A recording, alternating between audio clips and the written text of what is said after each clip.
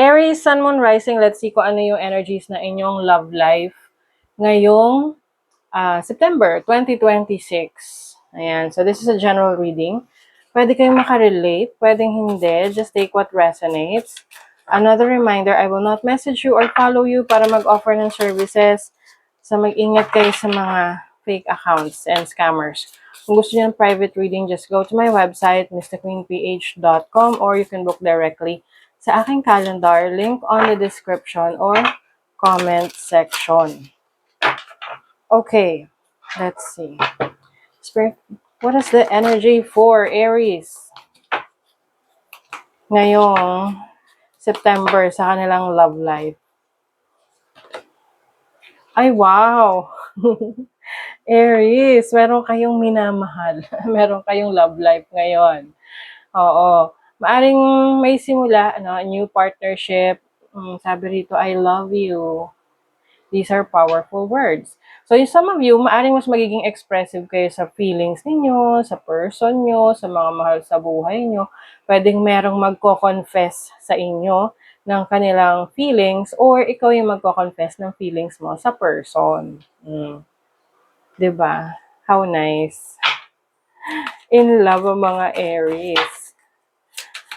Okay, let's see what else. Wow, may connection talaga, oh.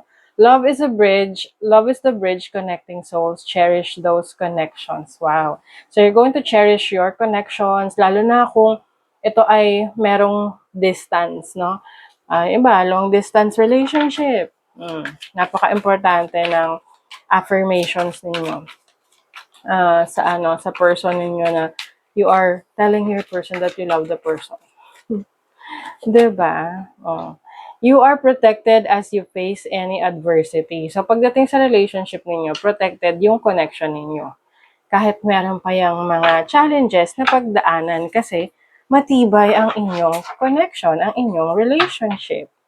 Okay, tingnan natin. So, para sa mga may dyan, may partner ngayon. What's the energy ng mga Aries in a relationship? Wow, Page of Wands. So you are, maaaring may mga adventures kayo together ng partner mo, going to different places. Maaring meron kayong mga asikasuhin. Saan kayo pupunta? Baka magkikita na kayo. You have the Seven of Cups. Meron kayong lilinawin sa inyong relationship, lalo na kung merong confusing situation, no? Yung kumbaga, you want to ang tawag nun, yung i-assure, ayun, you will assure your person. May assurance na ikaw ay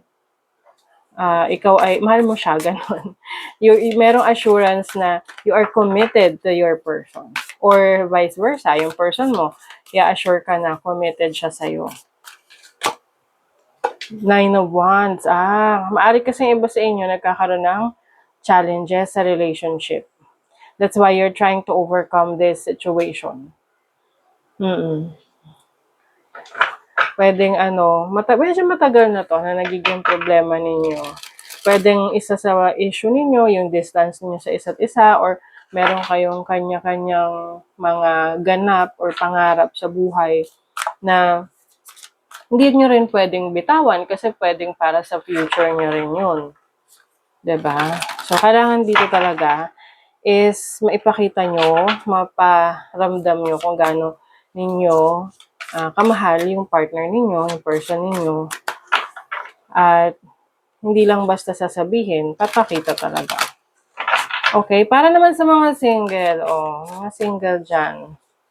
For the singles, ay wow, Four of Wands.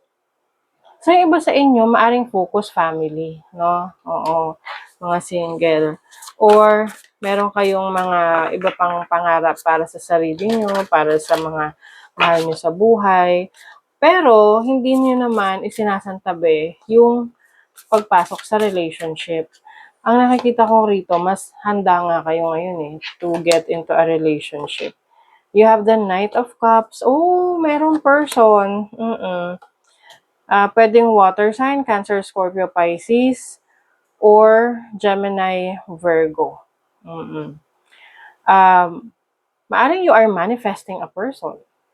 Like, can be an energy of a person na gusto mong nasa buhay mo ngayon. Mm-mm.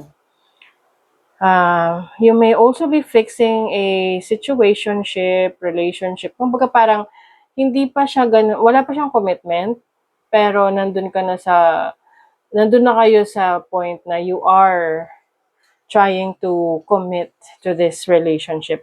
And I think naman, may patutunguhan naman tong relationship ninyo. Lalo na yung kung kayo ay nasa isang situationship pa lang. Mm-mm. Kumbaga, nasa pagsisimula ng relationship, pero eventually, this will be developed dahil na rin sa efforts ninyo pareho. So, kung yung iba sa inyo, meron kayong ka-situationship, may ka-talking stage, then definitely, merong patutunguhan itong connection ninyo. Okay? So, that is your reading, Aries. Thank you so much. See you again.